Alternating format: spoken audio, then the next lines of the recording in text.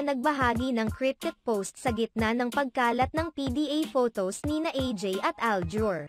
Patuloy pa rin kumakalat ngayon sa ilang mga social media platforms ang mga larawan nina Aljur Abrenica at AJ Raval habang sweet sa isa't isa at naghahalikan kahit pa sa mga public places.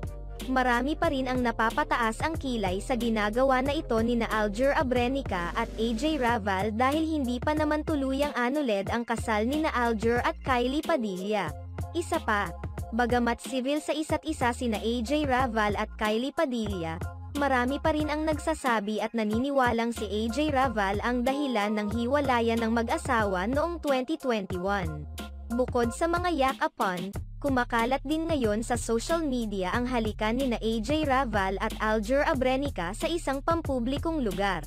Samantala, tila hindi naman umano nakapagpigil si Kylie Padilla at tila may